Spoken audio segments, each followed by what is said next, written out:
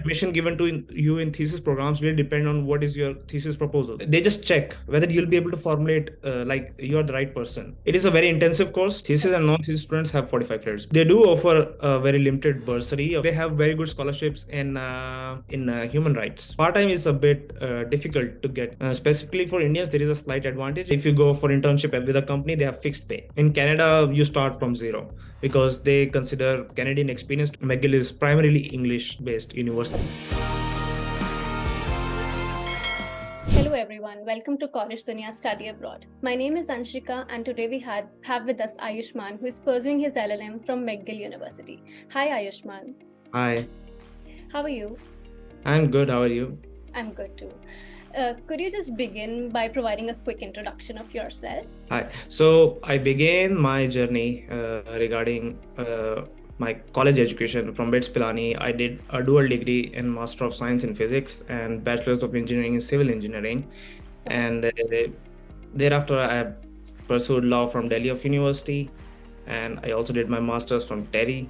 And after this, I have practiced in a leading law firm in India, which is Lakshmi Kumar and Sridharan, for around 3.5 years.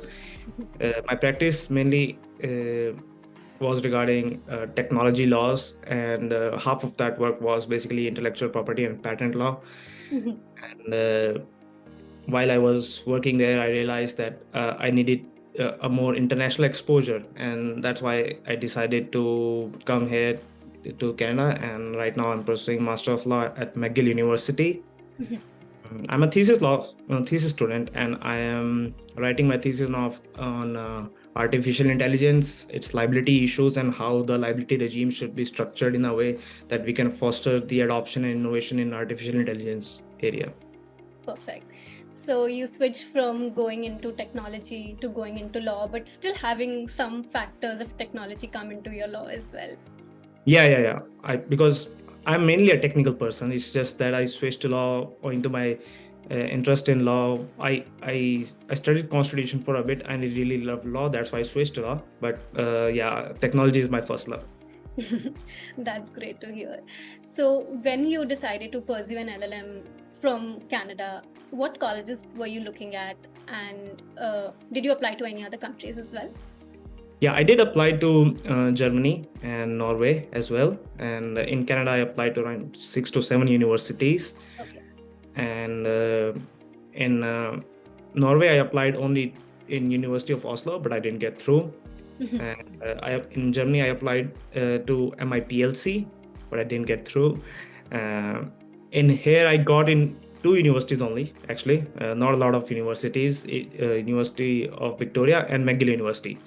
And luckily, McGill was my first choice in all the universities that I applied anyway. So it worked out well. So yeah, I ended up choosing my first choice. But I think the process of application in law is very different than any other, like especially in STEM, it's different because I was pursuing for thesis programs, not non-thesis programs. So the admission given to you in thesis programs will depend on what is your thesis proposal. So they asked me to submit a thesis proposal. And when you submit that, they take a look at their faculty, what they have. And if your thesis proposal matches with someone at the faculty, only then they will give you an offer. So even if usually people apply to, they create 3 types of list: tier 1, tier 2, tier 3, right? Yeah. We'll get through in tier 3. We know that for sure. But no, not tier 3 will reject you if your thesis proposal do not match with the faculty they have. Yeah. And it's difficult to find somebody in technology law usually in the direction that in the universities that I was applying. Like MIPLC, which is very technology focused and very IP specific, it's probably one of the best institutes, but it's hard to get into. Got it. One of the dream universities. Yeah. But as long as you have one admit, I don't think it matters who rejected you because you pursue what you want to. Yeah. So you said that you have to present a proposal. So it was all the thesis programs had the same thing, that you had to propose your thesis topic and only then they had. Yeah. So while you apply, in addition to your cover letter, CV, your English test scores, and your previous education transcripts, your letter of recommendations, you also have to submit a thesis proposal. which is 2 or 3 page document depending upon what is the requirement of that university. You define your what is the background of your research, what is your research questions, and how you will answer them. Basically, what is the methodology that you will follow. It's not that you can't change your proposal after coming here. I've made a lot of changes. My project initially was completely different, now it's completely different, and that's fine. But they just check whether you'll be able to formulate like you're the right person, whether you'll be able to do the thesis on your own. That's what they're trying to I judge. think they check what thinking you have, and if they matches one of the person, then you get Yeah, it. yeah. So did you do a lot of research? Because if you have to find a person who can match the research, then you would have first research on the professors there, Yeah. and then you would have looked into their research papers, right? I did that. And but the research proposal that I had still didn't match with a lot of professors. Maybe in some universities, like University of Calgary, they'd have some professors which matched with my research, but not even in McGill. Not that much of a unison, I would say. But still, it's okay. They don't look at very specific, very narrowly. They look in the broad area. Okay, you are doing an IP law, you are doing an artificial intelligence law. Okay, we have someone. So slight variations are okay. But I did go through their profile, and that helps. Yeah, makes sense. Okay, so the course you're doing here, how is it structured? How many courses do you have to take, and how many credits goes into the thesis? Okay, so at McGill University, there are two pathways. One is non-thesis student. One of them is thesis. I'm doing thesis one.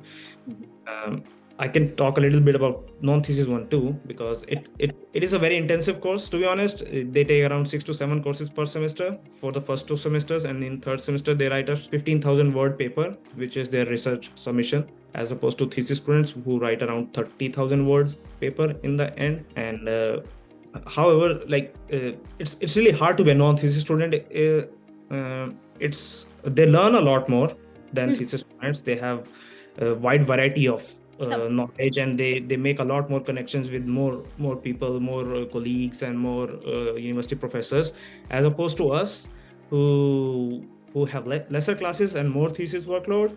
So I have very limited number of courses as opposed to them. Like I had 4 courses last semester. This semester I have 3 courses, and after this I only have thesis.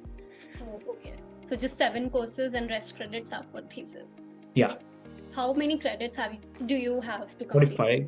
We have same credits. Thesis and non-thesis students have 45 credits. Both of them, it's just how they are distributed. Got it. Okay. So now you focus more into research from the next semester going forward. Yeah, definitely. And you just have you're working with one professor, or there are multiple professors who are working with you on the research? So they assign you a professor who is your supervisor. At McGill, they assign you a supervisor after you reach here. In a lot of universities, they assign you a supervisor even before you have landed in Canada. Yeah. And so I had my supervisor already at University of Victoria, but at McGill, I got my supervisor only this end of first semester. We have one supervisor. We have to choose an examiner too, who takes a separate look at our research in the end and evaluates our thesis. Supervisor is your guide and mentor all the way through your research. Yeah, so I have one supervisor. It's not a panel of supervisor as opposed to doctoral students who usually have a panel of 3 supervisors, and one is the lead supervisor. As a LLM thesis student, you get only one supervisor. Got it. Perfect. So do you get any benefits in terms of tuition fee being a thesis student, or it's the same for you and non-thesis? And what's the total tuition cost for you? It's around $30,000 at McGill for international students. If you have some Canadian PR or anything, it might be different for you. It will be less, of course. Yeah, it's 30,000. Sorry, what was your question again? The other question was, do you get any benefits over non-thesis students? That is your similar. So it's similar. They have slightly more, but it's negligible difference. Got it. So are there any scholarships being offered, or you have to pay all of it out of your pocket? So they do offer a very limited bursary of say around 5,000 for whoever apply for it. I didn't apply for a bursary, but that's about it. For scholarships, they have very good scholarships in human rights. A few programs like O'Brien Scholarship is here, and but to be honest, in law in Canada, there is very limited number of scholarships, especially for people who do not have Canadian citizenship or PR. It's going to be a struggle. University of Victoria, for example, waived off. They gave me a bursary which was enough to waive off my fees, and their fees is lesser too, as opposed to McGill. It's almost half, and similarly, UBC is much cheaper. University of British Columbia. Yeah, so it is usually cheaper in other universities. In this university, it's similar. Okay, got it. So what are your monthly expenses, like say rent and groceries? Okay, so that really varies on how you decide to live. Yeah. Bare minimum, you are going to spend 1,000 either way. And if you try to socialize a bit, it's going to be 1,200. If you try to upgrade where you live, it's going to be 1,500. That way it keeps increasing. So it's going to minimum 1,000, and it can go up to 2,000. Got it. So do you do any part-times? I mean, you've had a lot of work experience, so you would have saved a lot to, pay here, but still, are there people doing part-times? Is it easy to get one? Yeah, so part-time is a bit difficult to get in Montreal, specifically because you don't know French. French is a huge factor here in Montreal. And you can still get work at places like, say, Walmart warehouse jobs, or a lot of warehouse jobs and physical jobs you can get easily, in which you don't need French, but they are really hard on your body, and then you won't have sufficient energy left to study. I didn't go that way. I did work for 2 months in a call center, which is an English job, and that was a nice job. But at the same time, since I'm preparing for my NCA exams, which are equivalency exams, and I didn't have much time to study for that while doing my part-time job, despite me having lesser course load. So I decided to quit that job. I focused on my exam now. So I left that job. It's not that it's impossible to get a job as an English person here. You can definitely get cashier jobs, grocery, a lot of jobs out there, still there. But you won't get very comfortable jobs. For example, you won't get a receptionist job, and there are certain jobs which are more coveted, I would say. You won't get those. So what was the exam that you mentioned, the equivalence exam that you have to give? That is NCA exam, National Credential Assessment Exam, which is organized by FLSC, and that is for obtaining my equivalency here. So after I clear those exams, I will be equivalent. So my law degree back home, back in India, would become equal to a law degree here. And after that, I can do articling of 8 to 12 months, depending on the province I choose, and I can then give my bar exams. So it's a long process, sure, but it's the first step. Yeah, got it. I mean, why not take advantage of the degree you did back in India? Yeah, definitely. Yeah. Okay, so what are the future prospects in the field of LLM in Canada? How do you feel it is for Indian students? Firstly, there is no specific discrimination between whether you are Indian or not. They don't really care about that. It's very inclusive environment here in Canada. They are very welcoming people. Specifically for Indians, there is a slight advantage because our English is slightly better than a lot of other people in coming from different countries. So we have that advantage, and we can use that.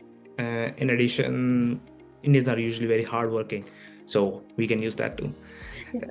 In terms of job prospects, after LLM, you have main pathway people do LLM is for research. If you are going for a thesis track, you're definitely looking for PhD after this, and after that you want to go into academia. That's what usually people do. But a lot of my colleagues, including me, we are not inclined to go that way, because PhD takes a lot of time here and energy, and I don't think I'm at that stage yet. I might do it in the future, I don't know, but I'm not at that stage yet. So I'm looking for maybe policy side jobs at different companies, maybe in a law firm. I'm looking at all the jobs. I'm really open right now. Okay, got it. Do you have the opportunity to do like summer internship, because you are on a 2-year course, so you have the summer free? So I'm trying to get a research associate position right now, and I might be able to do it, but it's not sure yet.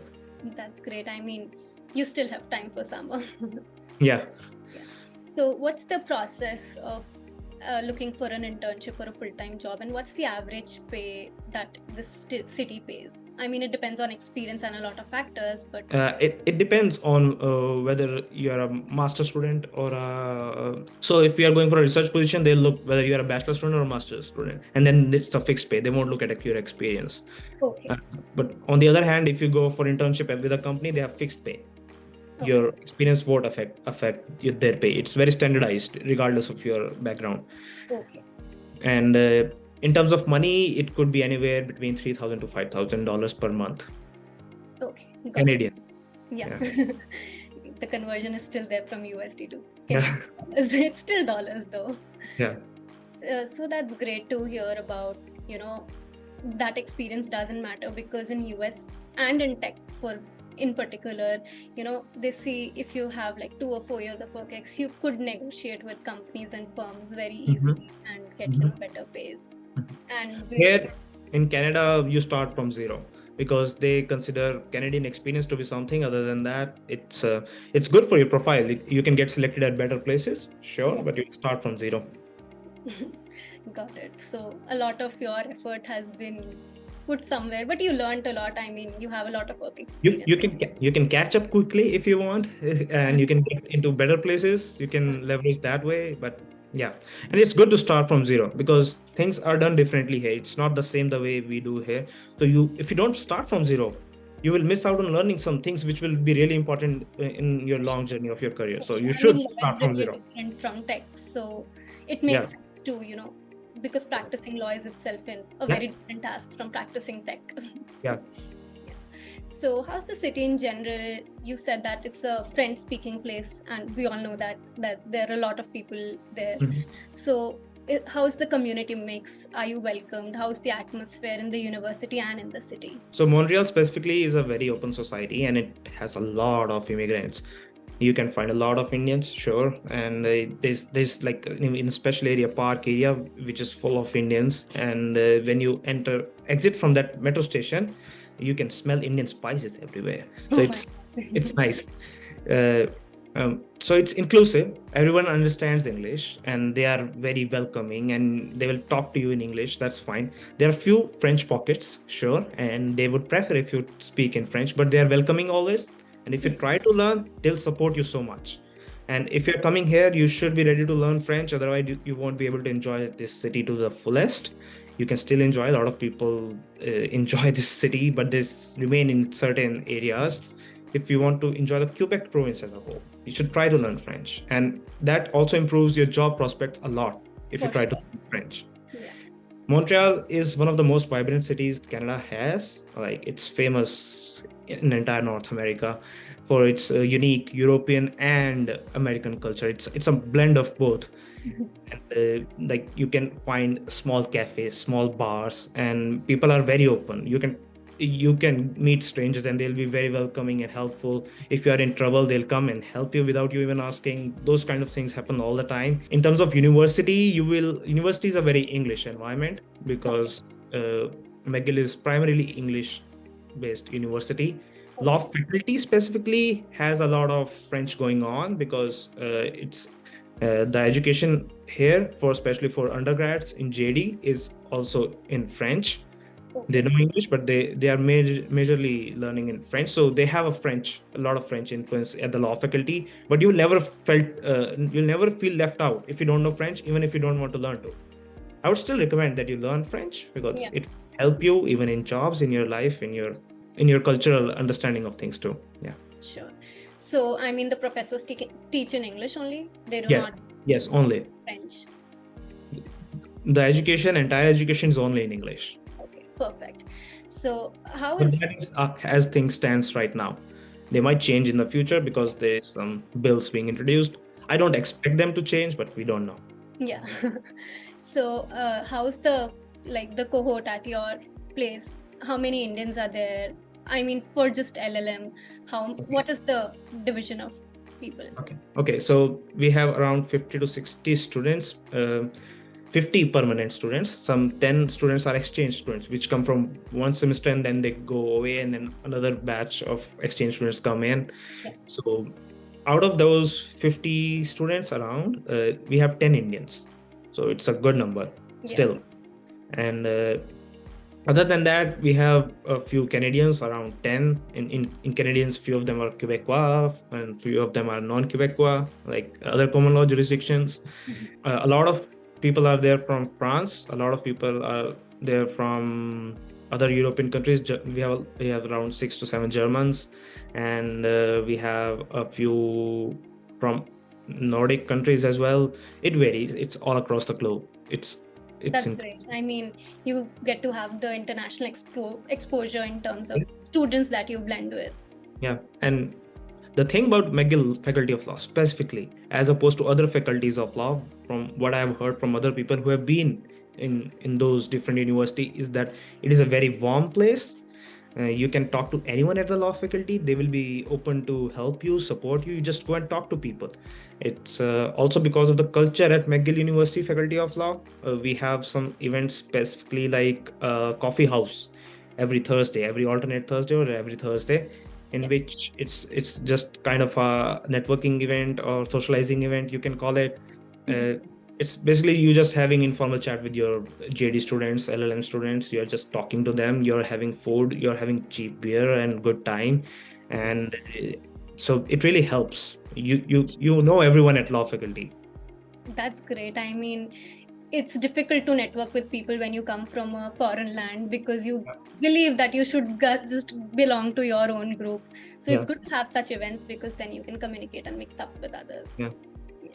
So, are there any suggestions for young aspirants that you want to give who want to pursue an LLM from, say, McGill or any university? In terms of applying process, it's a long drawn process. You Yeah. can't apply it at last moment. You have to plan maybe 1.5 year in advance. You have to Mhm. start as early as possible. You have to make list. Yeah, of course, you have to start by figuring out which country you want to go to and why. And after you figured that out, then you select your universities. And if you do decide to come to Canada, of course, McGill, UBC, and UFT, University of Toronto, these are the three best universities that are here. And also Dalhousie University is pretty good. There's a lot of good universities. I'm not saying that it's only these universities are good, but you have to make a list. You have to start preparing. It's a long drawn process. You have to figure out your letter of recommendations. You have to figure out your CV, your profile. You have to make a story for yourself, which is the hardest part. You have Yeah. to prepare your cover letter. So prepare in advance and be clear to yourself. Why are you doing this? Why? Like, do you want to come to Canada? Is that why you're doing it, or is it specific thing that is available in Canada that attracts you? Because times will get tough, uh, especially during the application process and even after coming here, and that's the thing that will keep you going. For sure. So you should make that clear in your head. It's expensive too. Like, even application process, Yeah. just applying, when you send each and every transcript to each and every university, it's going to pinch you little by little, and it's going to keep on happening, and you have to budget for it very smartly, and you have to figure it out. Yeah. That's true. Having the correct motivation and keeping Yeah. that motivation till you ending, even when you're here, there are times when people want to give up because Yeah. it doesn't feel right, or maybe Yeah. something don't get in place. So Yeah. I think people should have the correct motivation and also, Yeah. yeah, as you mentioned. I just Yeah. wanted to know, is there the application fees applicable to each university that you apply to in Canada as well? It's different. You have to pay separately. Yeah, I mean, every university has an application fee too, right? Yeah. Yeah. Okay. There is one common application process, which is in which there's only two universities from Canada and a lot of universities from USA. There's Okay. one common pathway, but I didn't choose that because I was not interested in those universities. I think one of them is UFT. I didn't apply to University of Toronto. It's very expensive for me, even as a place to live, and also the fees is it's too much for me. For sure. I've heard about it, but I've also heard that UK universities do not usually have an application fee for master's students. So I was shocked to hear that it was really different because in US we have that application fee. It's around, say, $80 to $100 per university that you apply to. It's similar here. Okay, got it. Perfect. So it was great talking to you today, Ayushman. Any last minute things for you want to say before we? Okay, something about McGill University is that if you ask for help, there are people who are ready to help you. You can reach out to anyone. You can just go to LinkedIn. You can see what person is studying there. If it's a student, they will help you. If it's a professor, you should write an email and then they will help you. They won't be available on LinkedIn for sure. Even after reaching here, you have some because as a law student, you're going to have a lot of work. So you will have some stress problems, or maybe just not feeling in right way, and then there is help available at every stage, in every regard. You feel not so, you feel directionless about your career. We have a career development office, and there's a team that is ready to help you. So there is help available here everywhere. You are not alone in this process, and you don't have to be. Even reach out to your seniors in India, approach them, talk to them. They'll help you so much. Just be more outgoing and reach out to people. You don't even know what you need help with when you're starting the process. You don't know. So just start with one or two people, make network and connect, and help will come. Yeah. That's great advice, I believe, because people are hesitant to ask. They think that they have stupid question, or maybe this question is too small for a person who's busy with his or her life. But I think asking helps a lot. Yeah. Thank you so much, Ayushman. It was great talking to you today. Thank you so much.